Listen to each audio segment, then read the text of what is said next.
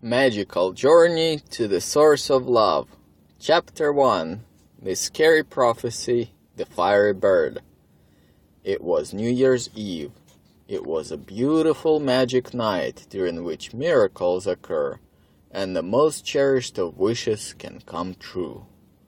The sky was spangled with a great multitude of bright stars. A large full moon was shining brightly. Suddenly, two of the stars appeared to fly down toward the earth, but they were not stars. They were two tiny fairy girls with glowing wings. At first, they flew together holding hands. Then they split off in different directions, dancing, twirling, and tumbling in the air and laughing happily. The fairy girls flew down to a little house and landed on its roof. "Wow, Intuition Fairy! This was such an exciting flight. We haven't had that much fun in a while, don't you agree?" "Yes, Fairy of Good Dreams. Too bad that we don't meet very often, since I work during the daytime and you work at night." "Oh, I forgot that it is time for me to go to work. All children are sleeping already, but I haven't started delivering good dreams to them," exclaimed the Fairy of Good Dreams. "And for me, it would be nice to get some sleep right now, while my Natasha is sleeping," said the Intuition Fairy. "Bye," said the Fairy of Good Dreams, and swiftly flew away.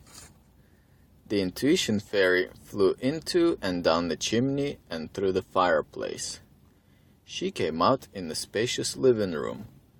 In this living room there was standing a beautiful Christmas tree, decorated with myriad colorful ornaments and garlands. The fairy girl landed on the tree, comfortably placed herself on one of the garlands like on a hammock, and fell into a deep sleep. At this time, in a little backyard behind the house, under a lemon tree, shadows flashed. Under the bright full moon from behind the tree appeared two small black mice and one giant gray rat, the size of a man. The rat asked the mice in a quiet but angry whisper, "Are you sure that this is the same house you visited last month?" The rat's big sharp teeth showed in a wicked grin. "Yes, your evilness, this is the exact same house," one of the mice peeped in response, shivering in fear. "And you inserted 2 needles into each heart, the man's heart, the woman's heart, and the little girl's heart? 2 each? Are you positive?" the rat continued questioning.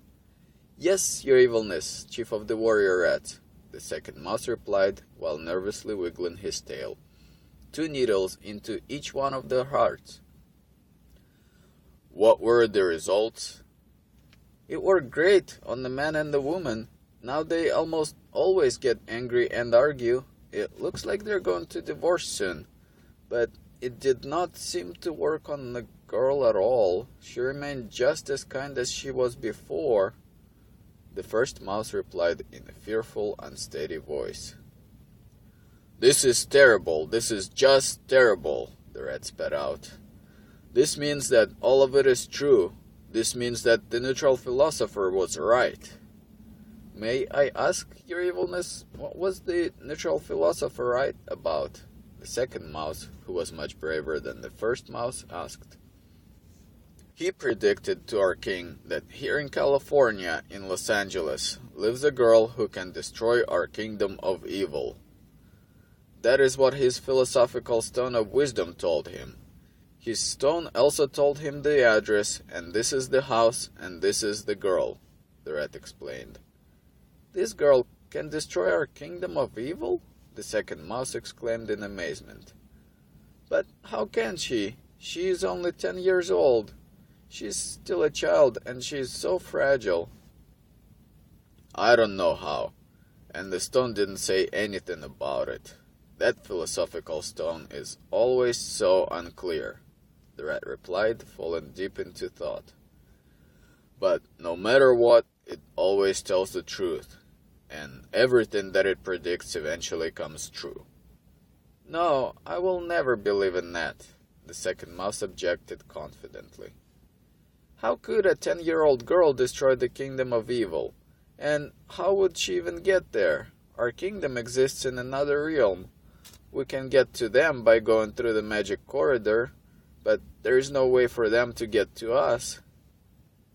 That is correct. But the stone also said that the source of love himself will be helping this girl. And you know that nothing is impossible for him. He is omnipotent. The rat nervously objected. And besides that, the biggest secret of our kingdom is that... And the rat suddenly became silent. What is it? What is the biggest secret of our kingdom? The second mouse questioned, shivering in impatience. You are questioning me too much. This is none of your business. The rat barked at the mouse, realizing that she had almost given away the biggest secret of their kingdom, the punishment for which was execution. Your job is to obey me and to follow my orders, and my next order is as follows. Tonight, put 4 needles into this girl's heart. These 4. The rat handed the 4 needles on her black rough palm to the second mouse. The needles reflected a cold glimmer under the bright moonlight. Yes, your evilness, it will be done, the second mouse promptly replied. Above them, in the dark sky, a fiery burning spot appeared. It was quickly growing, while getting closer to the house. Soon it was clear that the fiery spot was a big fiery bird. It was huge and beautiful. The bird seemed to be completely consumed in fire. Its eyes were glowing with a bright red light, and its feathers were sparkling with red, yellow, and orange flames. On the bird's head was a magnificent tuft, burning red and yellow, similar to the embers of a campfire. Its tail had the red-yellow sparkling feathers arranged in a fan shape. When the bird flapped its wings and shook its tail, red-yellow sparks scattered as if they were fireworks exploding. The firebird flew down to the house and landed on its roof.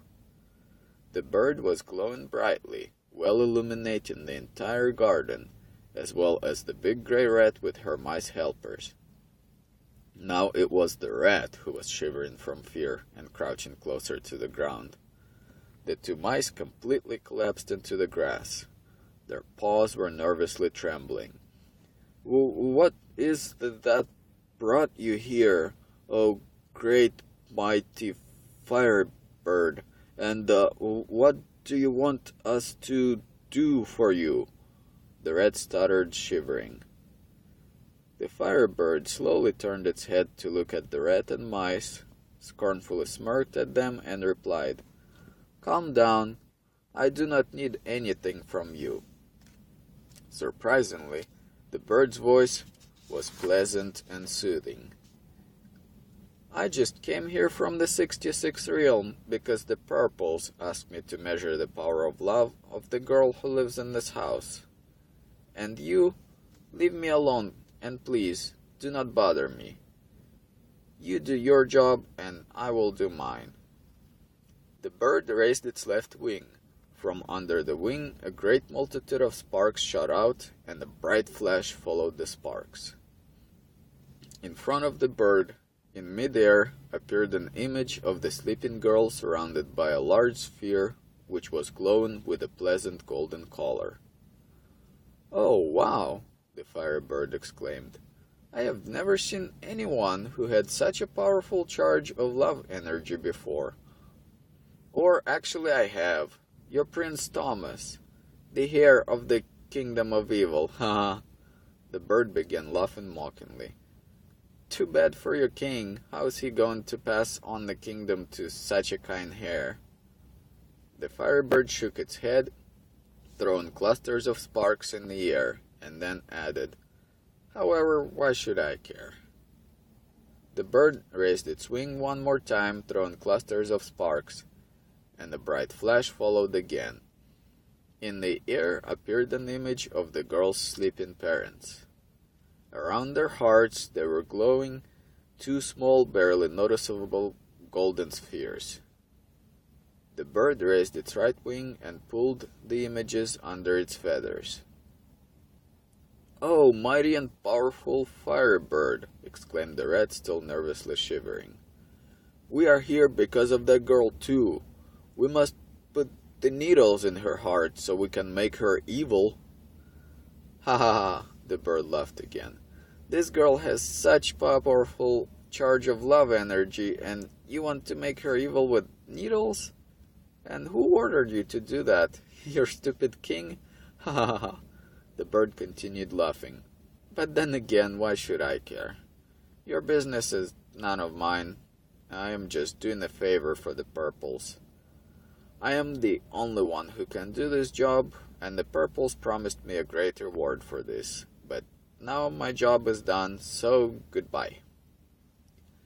The fiery bird flapped its large wings, throwing fireworks of sparks, and quickly flew away,